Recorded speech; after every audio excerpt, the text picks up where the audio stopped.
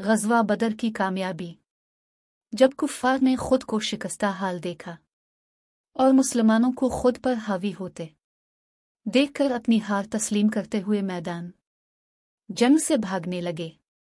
काफिरों की शिकस्त खा जाने के बाद नबी करीम ने ऐलान फरमाया, मुसलमानों में से जिसने जिस काफिर को मारा है इसका सामान इसी मुसलमान का है, और जिस मुसलमान ने जिस काफिर को गिरफ्तार किया वो इसी मुसलमान का कैदी है।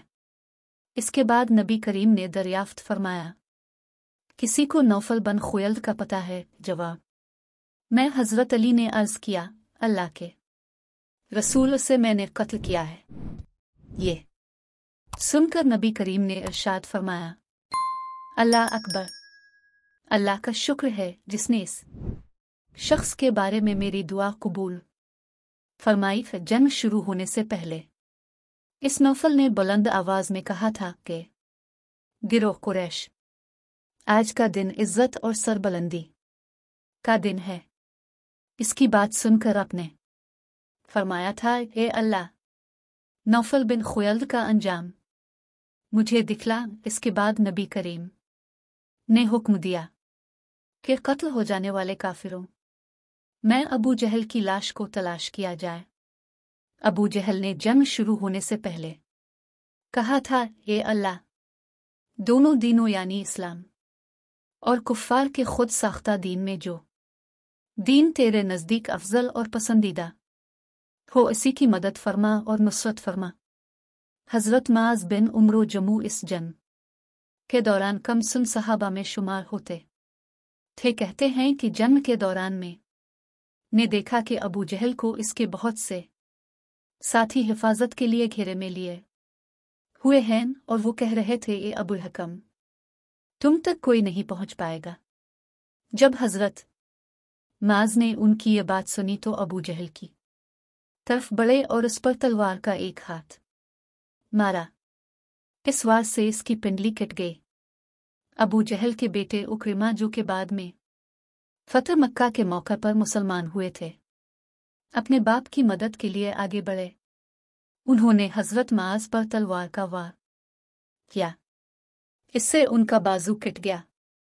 सिर्फ थोड़ी सी खाल के साथ उनका बाजू अटका रह गया। फिर भी ये जंग में मसरूफ रहे, लेकिन हाथ की वजह से लड़ना मुश्किल हो रहा था। तमाम दिन लड़ते रहे और वो बाजू लटका रहा। आखिर जब उसकी वजह से रुकावट ज्यादा होने लगी तो उन्होंने अपना पांव इस पर रखकर झटका दिया। इससे वो खाल भी कट गई और बाजू को उठाकर फेंक दिया। अबू जहल जख्मी हालत में था कि इस दौरान इसके पास से मऊज बन अफराग गुजरे। उन्होंने इस पर वार किया। इस वार से वो गिर गया और वो उसे मुर्दा समझकर आगे बढ़ गए, लेकिन वो अभी जिंदा था। हजरत मऊज जंग करते करते आगे बढ़ते चले गए, यहां तक के शहीद हो गए। इतने जख्मों से चूर अबू जहल के पास से हजरत अब्दुल्ला बिन मसूद का गुजर हुआ। उन्होंने अपना पीर उसकी गर्दन पर रखकर कहा, ए खुदा के दुश्मन, किया तुझे खुदा ने रुसवा नहीं कर दिया। इसके बाद हजरत मसूद ने इसका सर तन से जुदा कर दिया। फिर नबी करीम की खिदमत में हाजिर हुए और अर्ज किया, ए अल्लाह के रसूल, मैंने अबू जहल को कत्ल कर दिया है। आपने फरमाया, बरतरी इसी ज़ात बारी ताला के लिए है जिसके सिवा कोई माबूद नहीं। आपने ये कलिमा 3 बार फरमाया। फिर आपने अबू जहल की तलवार हजरत अब्दुल्ला बिन मसूद को अता फरमा दी। इस खूबसूरत और कीमती तलवार पर चांदी का काम किया गया था। बदर की जंग में अल्लाह ताला ने फरिश्तों के जरिए भी मदद फरमाई थी। इस रोज हजरत जुबैर बन अवाम ने निहायत सरफरोशी से जंग की। उनके जिस्म पर बहुत बड़े बड़े जख्म आए। इस जंग में हजरत अकाशा बिन मोहसन की तलवार लड़ते लड़ते टूट गई तो नबी करीम ने उन्हें खजूर की एक छड़ी इनायत फरमाई। वो छड़ी उनके हाथ में आते ही मजजाती तौर पर एक चमकदार तलवार बन गई। हजरत अकाशा इस तलवार से लड़ते रहे यहाँ तक कि अल्लाह ताला ने मुसलमानों को फतह अता फरमाए। इस तलवार का नाम उन रखा गया। ये तलवार तमाम ग़ज़वात में हजरत अकाशा के पास रही और इसी तलवार से वो जन्म किया करते थे। उनके इंतकाल के बाद ये तलवार उनकी औलाद को विरासत में मिलती रही, एक से दूसरे के पास पहुंचती रही। इसी तरह हजरत सलमा बिन असलम की तलवार भी टूट गई। नबी करीम ने उन्हें भी खजूर की जड़ अता फरमाई और फरमाया, इससे लड़ो। उन्होंने जो ही इस तलवार को हाथ में लिया, वो एक निहायत खूबसूरत तलवार बन गई और इस ग़ज़वा के बाद से उनके पास रही। हज़रत ग़ुब बिन अब्दुर्रहमान बयान करते हैं कि एक काफिर ने उनके दादा पर तलवार का वार किया। इस वार से उनकी एक पसली अलग हो गई। हुजूर ने अपना लुआब दहन लगाकर टूटी हुई पसली इसकी जगह रख दी। वो पसली अपनी जगह पर इस तरह जिम गई कि जैसे टूटी ही नहीं थी। हज़रत रिफ़ा बन मालिक कहते हैं कि एक तीर उनकी आंख में आकर लगा और उनकी आंख फूट गई। वो इसी हालत में नबी करीम की खिदमत में हाजिर हुए। आपने उनकी आंख में अपना लुआब दहन डाल दिया। आंख इसी वक्त ठीक हो गई और जिंदगी भर उनकी आंख में फिर कोई तकलीफ नहीं हुई। अब आप ने हुक्म फरमाया कि मुशरिकों की लाशों को उन जगहों से उठा लाया जाए जहां उनके कत्ल होने की निशानदही की थी। हज़रत उमर फरमाते हैं कि नबी करीम ने जन्म से एक दिन पहले ही हमें बता दिया था कि इंशाअल्लाह कल ये अतबा बिन रबिया के कत्ल की जगह होगी, ये शीबा के कत्ल की जगह होगी और ये उमैया बिन खलफ के कत्ल की जगह होगी।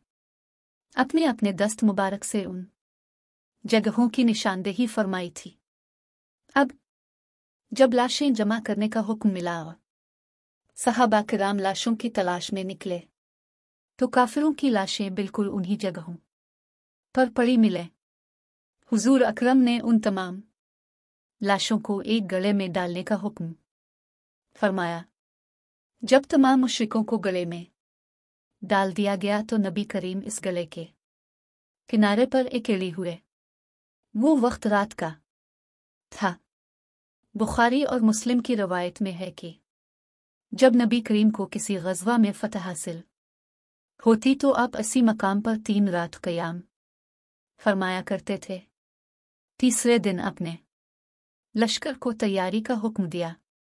वहां से कूच करते वक्त अपने सहाबा किराम के साथ इस गले के किनारे खड़े होकर उन लाशों से मुखातिब हुए और फरमाया, ये फुला बिन फुला, क्या तुमने देख लिया कि अल्लाह और उसके रसूल का वादा कितना सच्चा था। मैंने इस सच्चे वादे को सच पाया जो अल्लाह ताला ने मुझसे फरमाया था।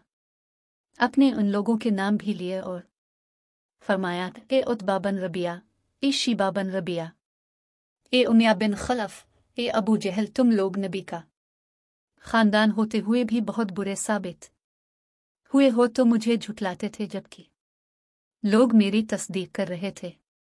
तुमने मुझे वतन से निकाला जबकि दूसरों ने मुझे पनाह दी। तुमने मेरे मुकाबले में जंग की जबकि गैरों ने मेरी मदद की। आपकी ये अल्फाज सुनकर हज़रत उमर ने अर्ज़ किया, ए अल्लाह के रसूल, आप इन मर्दों से बातें कर रहे हैं जो बेरूह लाशें हैं। इसके जवाब अपने इरशाद फरमाया, जो कुछ मैं कह रहा हूं इसको तुम लोग इतना नहीं सुन रहे हो, लेकिन ये लोग अब जवाब नहीं दे सकते। नबी करीम ने फ़तह की खबर मदीना मुनव्वरा भेज दी। मदीना में फ़तह की खबर हज़रत ज़ैद बिन हासा लाए थे। उन्होंने यह खुशखबरी बुलंद आवाज़ में यूं सुनाई, ए गिरो अंसार, तुम्हें खुशखबरी हो रसूल अल्लाह की सलामती और मुशरिकों के कत्ल और गिरफ्तारी की। कुरैशी सरदारों में से फुला कत्ल और गिरफ्तार हो गए हैं। इन से यह खुशखबरी सुनकर अल्लाह का दुश्मन काब बिन अशरफ यहूदी तैश में आ गया और उन्हें झुटलाने लगा। साथ ही इसने कहा, अगर मोहम्मद ने इन बड़े बड़े सूरमाओं को मार डाला है तो जमीन की पुष्ट पर रहने से जमीन के अंदर रहना बेहतर है, यानी जिंदगी से मौत बेहतर है। फतह की यह खबर मदीना में इस वक्त पहुंची जब नबी करीम की साहिबजादी वफात पा चुकी थी और उनके शौहर हजरत उस्मान और सहाबा किराम उनको दफन करके कब्र की मिट्टी बराबर कर रहे थे।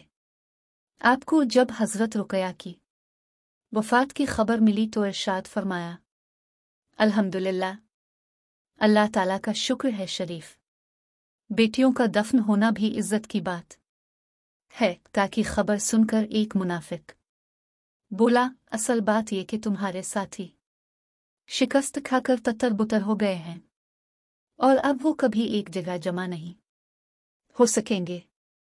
मोहम्मद बैठकर आए हैं। अगर मोहम्मद जिंदा होते तो जैद अपनी ऊंटनी पर खुद सवार होते, मगर ये जैद ऐसे बदहवास हो रहे हैं कि उन्हें खुद भी पता नहीं कि क्या कह रहे हैं।